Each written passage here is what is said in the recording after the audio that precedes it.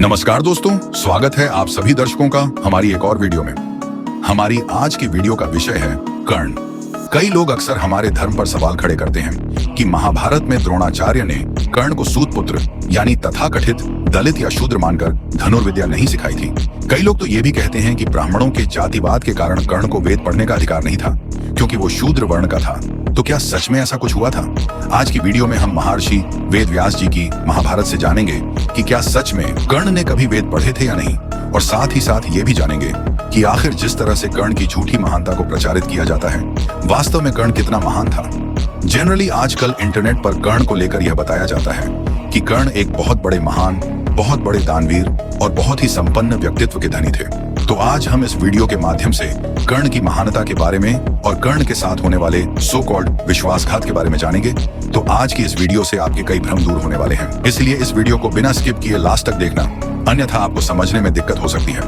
हमने इस वीडियो को 2 भागों में विभाजित किया है। पहले हम कर्ण को विद्या ना सिखाने के स्पष्टीकरण को समझेंगे और उसके बाद हम जानेंगे कि क्या कर्ण सच में महान था। तो चलिए शुरू करते हैं।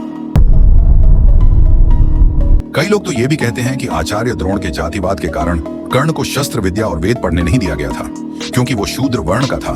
तो क्या सच में ऐसा कुछ हुआ था? आइए महाभारत से ही इसका खंडन करते हैं। महाभारत के आदि पर्व के अध्याय 123 के इस श्लोक पर ध्यान दीजिए। तब वृष्णिवंशी, अंधकवंशी और अनेक देशों के दूसरे अनेक राजकुमार भी आकर के अस्त्र शिक्षा के लिए द्विजों में श्रेष्ठ द्रोणाचार्य के पास एकत्रित होने लगे। और इसके बाद ही तब राधा कुमार सूतपुत्र कर्ण भी द्रोणाचार्य के शिष्य बने। सूतपुत्र कर्ण बहुत ईर्ष्यालु हो गया और दुर्योधन की सहायता से अर्जुन से प्रतिस्पर्धा करके पांडवों का अपमान करने लगा। हमने ये रेफरेंस कहां से लिए हैं वो आप अपनी स्क्रीन पर देख सकते हैं। चलिए ये बात तो यहीं से स्पष्ट हो जाती है कि कर्ण भी द्रोणाचार्य का ही शिष्य था। जैसा कि मैंने बताया, विधर्मी लोग हमारे धर्म पर जातिवाद व शिक्षा में भेदभाव का आरोप लगाने के लिए खूब चिल्लाते हैं कि कर्ण के शूद्र होने के कारणवश उसे वेद विद्या ग्रहण करने का अधिकार नहीं था। तो चलिए जानते हैं कि सत्य क्या है। यहाँ पर हम गीता प्रेस द्वारा प्रकाशित संक्षिप्त महाभारत के प्रथम भाग से उद्धृत कर रहे हैं। संक्षिप्त महाभारत के उद्योग पर्व के अनुसार ऐसा सोचकर कुंती गंगा तट पर कर्ण के पास गई। वहां पहुंचकर कुंती ने अपने सत्यनिष्ठ पुत्र के वेद पाठ की ध्वनि सुनी। वह पूर्वाभिमुख होकर भुजाएं ऊपर उठाए मंत्र पाठ कर रहा था। तपस्विनी कुंती जब समाप्त होने की प्रतीक्षा में उसके पीछे खड़ी रही। लो भाई, यहाँ स्पष्ट है कि कर्ण उस समय वेद मंत्रों का पाठ कर रहा था। अब कर्ण भक्तों जरा सोचो, क्या कर्ण ये काम रोज करता होगा या नहीं? क्या ये वेद विद्या वो गर्भ से लेकर पैदा हुआ था? कदापि नहीं। यह विद्या उसने गुरुकुल में प्राप्त की थी।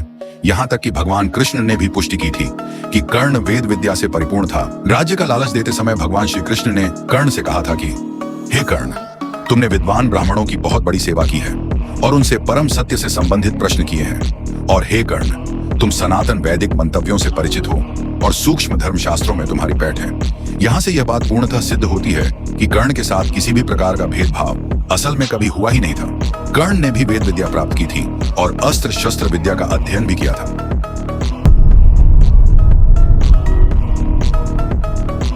अब चलिए जानते हैं कि क्या कर्ण सच में महान था। आजकल कर्ण को भगवान श्री कृष्ण से भी ज्यादा शक्तिशाली बताया जाता है। आमतौर पर लोग कर्ण को टीवी सीरियल से ही जानते हैं और जो कुछ सीरियल्स में दिखाया जाता है वही सच मान लेते हैं। उनमें से ही एक अफवाह फैलाई गई कि जब द्रौपदी का चिरहरण किया जा रहा था तब कर्ण ने ही दुशासन को रोकने और समझाने की कोशिश की थी। तो क्या वास्तव में कभी ऐसा हुआ भी था या नहीं? इसके पीछे की सच्चाई को जानने के लिए पहले हम महाभारत के द्युत पर्व में चलते हैं, जहाँ पर जब दुशासन द्रौपदी के बाल पकड़कर उसे खींचते हुए उसे सभा में लाता है, तब आपका दानवीर कर्ण द्रौपदी को देखकर खिलखिलाकर हंसता है। आप खुद ही पढ़ लीजिए।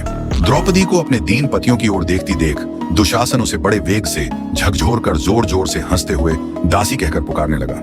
उस समय द्रौपदी मूर्छित सी हो रही थी। कर्ण को बड़ी प्रसन्नता हुई। उसने खिलखिलाकर हंसते हुए दुशासन के उस कथन की बड़ी सराहना की। सुबल पुत्र गांधार राज शकुनी ने भी दुशासन का अभिनंदन किया। इतना पढ़कर आप लोगों को ये तो पता चल ही गया होगा कि कर्ण का चरित्र कैसा था। यहाँ तक कि कर्ण दुशासन से ये तक कह देता है कि वो द्रौपदी दासी को घर ले जाए। मतलब जब भरी सभा में द्रौपदी का वस्त्र हरण हो रहा था तब जन्मेजय विदुर की यह बात सुनकर भी सब राजा लोग कुछ न बोले। उस समय कर्ण ने दुशासन से कहा कि इस दासी द्रौपदी को अपने घर ले जाओ। द्रौपदी लज्जा में डूबी हुई थर थर कांपती और पांडवों को पुकारती थी। उस दशा में दुशासन ने उस भरी सभा के बीच उस बेचारी दुखिया तपस्विनी को घसीटना आरंभ किया। तो ऐसे थे हमारे महान दानवीर कर्ण। आजकल लोग अपने असली बाप से ज्यादा कर्ण को इज्जत देते हैं, परंतु क्या आप जानते हैं कि कर्ण का रथ चलाने वाला सारथी तक कर्ण के मुंह पर उसका मजाक उड़ा देता था?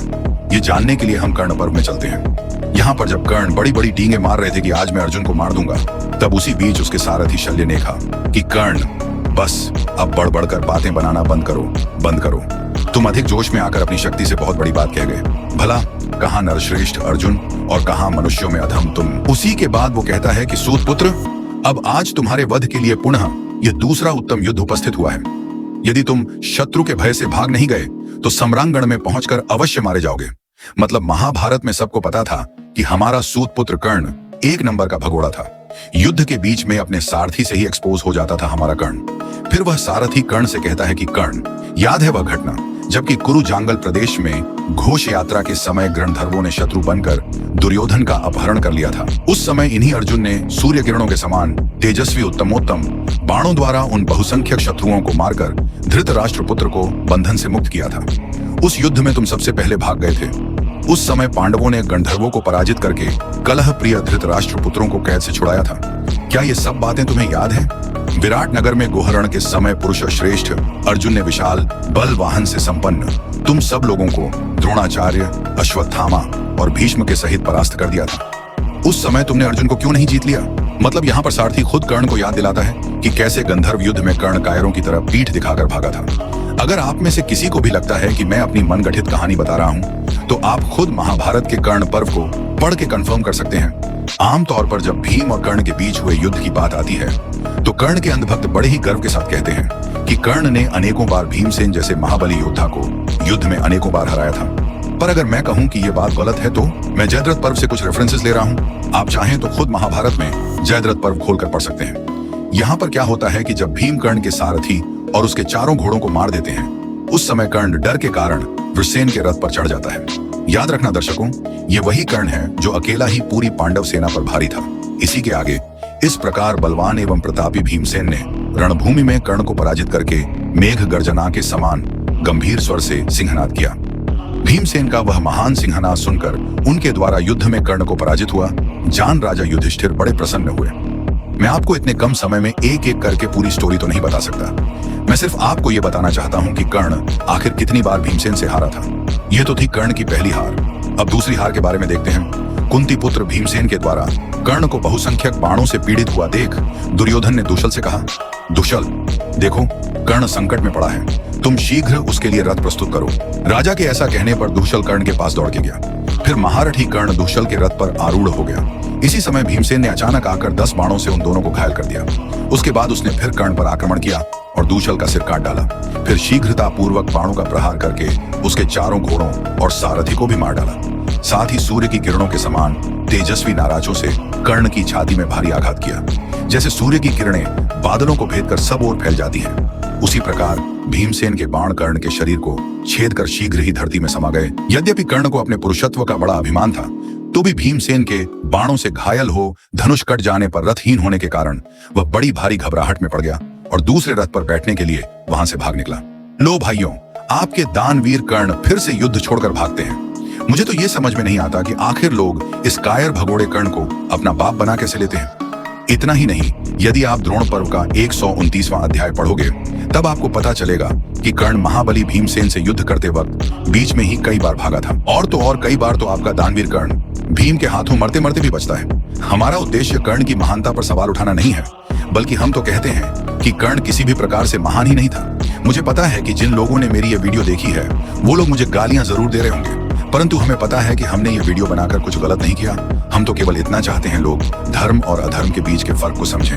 यदि आपको प्रेरणा लेनी ही है तो धर्मराज युधिष्ठिर से लीजिए, महाबली भीम से लीजिए, महारथी अर्जुन से लीजिए और भगवान श्री कृष्ण से लीजिए, परंतु उस पापी कर्ण से नहीं। क्योंकि आजकल लोग टीवी सीरियल्स में जो भी देखते हैं वही सत्य मानकर बैठ जाते हैं, परंतु वे लोग खुद कभी महाभारत खोलकर पढ़ लें तो उनकी आंखों से पर्दा हट जाएगा। मेरे दर्शकों से मेरा आग्रह है कि इस वीडियो को जितना ज्यादा हो सके शेयर करें। चर्चा होगी अगले वीडियो में किसी और विषय पर। तब तक के लिए जय सिया राम।